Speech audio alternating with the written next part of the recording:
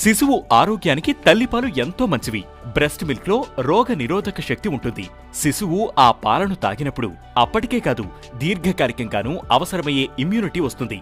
తల్లిపాలతో శిశువుల్లో sudden infant death syndrome risk తగ్గుతుంది. తల్లి కడుపు నుంచి బయటకు వచ్చిన శిశువుకు కొత్త ప్రపంచానికి అలవాటు పడడం కష్టం.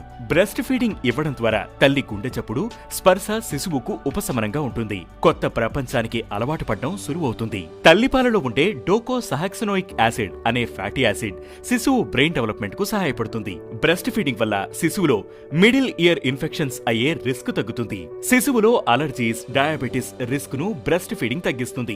ఇక ఈ బ్రెస్ట్ ఫీడింగ్ వల్ల తల్లికి కూడా మేలే.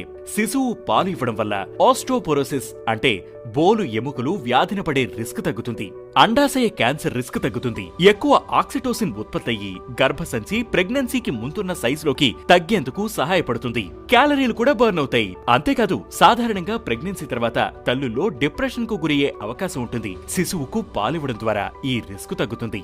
అయితే తల్లిపాలను నేరుగానే ఇవ్వాలని, శిశువుకు 4 లేదా 6 వారాలు నిండే వరకు బాటిల్స్, పంప్స్ మొదలైనవి వాడొద్దని వైద్యులు సూచిస్తున్నారు. శిశువు తల్లిపాలు తాగడంపై బాలింతల్లో సందేహాలు ఉంటే లాక్టేషన్ కన్సల్టెంట్ ను సంప్రదించాలని వైద్యులు సూచిస్తున్నారు. హాయ్, నా పేరు doctor Jyothirmayi, consultant paediatrician, cherish children's clinic. మీరు చూస్తున్నారు వే టు న్యూస్ ఆరోగ్యమస్తు. ఈ రోజు నా health tip is a general tip. A happy mother, తల్లి హ్యాపీగా ఉంటే బేబీ ఈజ్ ఆల్వేస్ హ్యాపీ.